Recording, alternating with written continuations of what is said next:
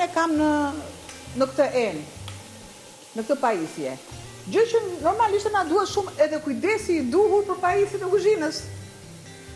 Dim shumë mirë që fillon pjesët si tip gëlqere, fillon e mbajnë ansoret e aluminit, qelçi, del i turbull, kjo i pastër, gjë që kishte filluar të bëhej, atëherë të krijohej. Atëherë vendosim ujë, e lëm pak të zihej, ato bulbulitrat e ujit. Akoma nuk është ai momenti i duhur për ta shtuar. Që unë mos më derdhet. Që për çdo çajnikë, për tenxhere, për çajnikët. Për çdo gjë. Filloj dhe e shtoj sodën.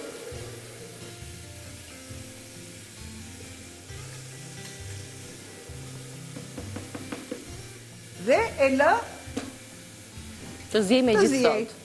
Nuk do t'ja shtojmë që tani. Dhe nëse unë bëj një lëvizje të tillë, gjë që do ta pastroj direkt tani që do ta heq, shikoni që është pastrimi i duhur i qelçit.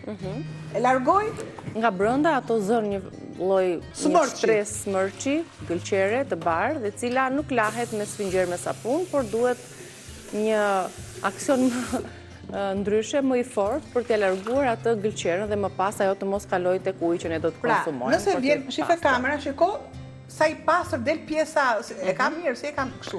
Ne e kishim me një shtres të bardhë. Një sekond, po. Tani po. Pra shiko si shkëlqen, është për pastrimin e metalit, sikurse të qelçit. Po. Nëse ju do ta mbushni deri këtu, sepse dura është që të shkojë në nivelin sa më lart, atëherë bëhet pastrimi total. Unë e kisha deri këtu dhe jepet shenja, dhe jo më kote vendos aty gjysma, dhe jepet shenja e pastrimit. E marrë e heqës më duhet më? Jo, tani mbaruam punë. Tani vi me duar në xhepa. Mbaruam punë me recetën e parë.